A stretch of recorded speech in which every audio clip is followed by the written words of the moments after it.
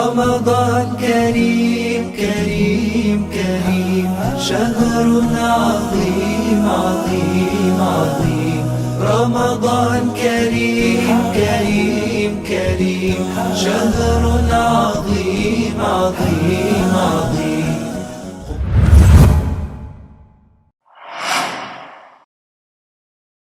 Bismillahirrahmanirrahim. Assalamualaikum warahmatullahi wabarakatuh. Alhamdulillah wassalatu wassalamu ala rasulillah wa ala alihi wa sahbihi wa man wala wa ba'du. Kaum muslimin yang semoga senantiasa dirahmati oleh Allah Subhanahu wa ta'ala.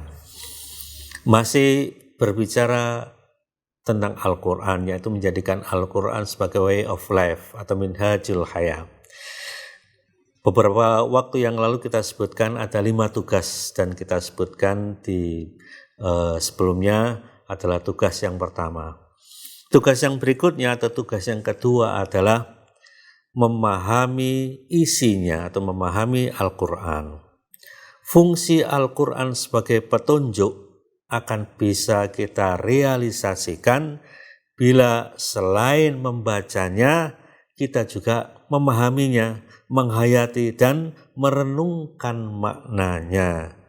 Dengan memahami makna Al-Quran akan melahirkan rasa cinta, kerinduan, rasa takut, pengharapan, tawakal, syukur, dan hidupnya hati kita. Sebagaimana firman Allah Subhanahu wa ta'ala dalam surat An-Nisa ayat 82, afala yatadabbarunal Qur'an walau kana min indi ghairillah lawajadu fihi ikhtilafan katsira.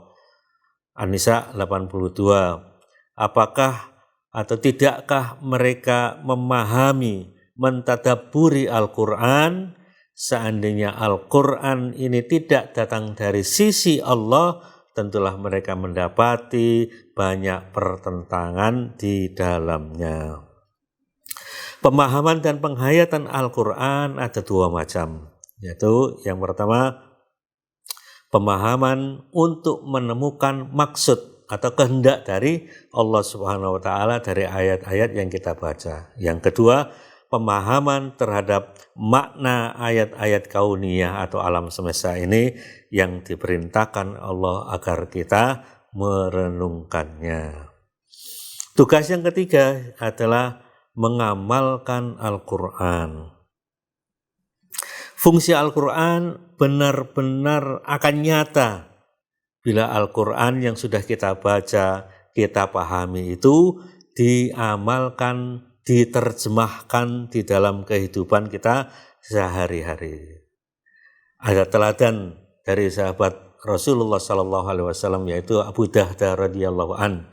Setelah beliau atau Abu Dahda mendengarkan firman Allah Subhanahu wa ta'ala surat Al-Baqarah ayat 245, yaitu man dalladzi yuqridullaha qardan hasana fayudha'ifahu lahu ad'afan katsiratan wallahu yaqbid wa yabsut wa ilaihi turja'un. Siapakah yang memberi pinjaman yang baik kepada Allah, dia akan melipatkan pembayaran atas pinjaman tersebut baginya berlipat-lipat kali. Allah menyempitkan dan melampangkan rezeki, kepadanya lah kamu dikembalikan.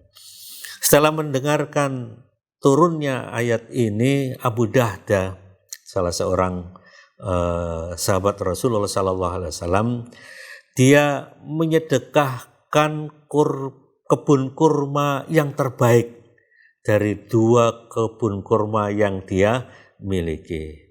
Kemudian dia ceritakan kepada Ummu Dahda atau istrinya, dan apa sikap istrinya. Subhanallah, meskipun istrinya ini tidak diajak musyawarah, beliau istrinya ini langsung menyepakati. Bahkan dia berkata kepada Abu Dahda, beruntunglah penjualanmu, semoga Allah senantiasa memberkahi apa yang kamu beli. Subhanallah. Nah, dengan ini Rasulullah SAW berucap berkali-kali kepada Abu Darda, alangkah banyaknya tan dan kurma yang harum baunya di surga kelak. Subhanallah. Itulah balasan yang berlipat-lipat dari pinjaman yang baik kepada Allah Subhanahu wa ta'ala. Yang keempat adalah sabar dalam menjalankan perintah Al-Quran. Di dalam Al-Quran terdapat berbagai perintah, baik itu kewajiban ataupun larangan. Ada perintah berbakti, ada menutup aurat, menyantuni yatim, ini ada kewajiban-kewajiban, perintah tentang kewajiban. Ada juga perintah tentang larangan untuk berbuat syirik, mengadu domba, dan berburuk sangka dan lain sebagainya.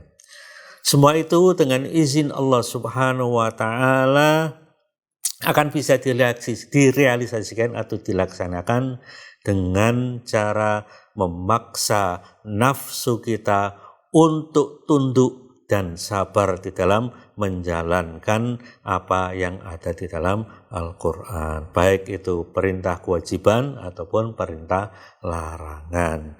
Yang kelima, menyerukan untuk memberlakukan hukum-hukumnya.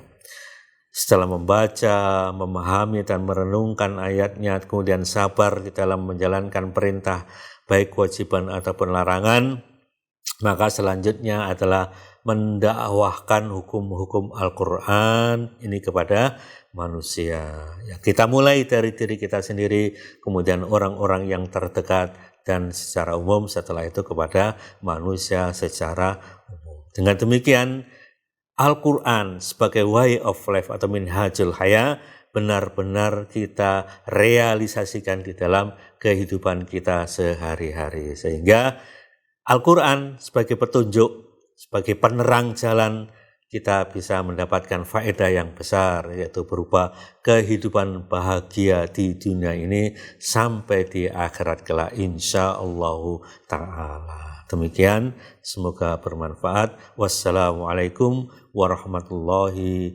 wabarakatuh. رمضان كريم كريم كريم شهر عظيم عظيم عظيم رمضان كريم كريم كريم شهر عظيم عظيم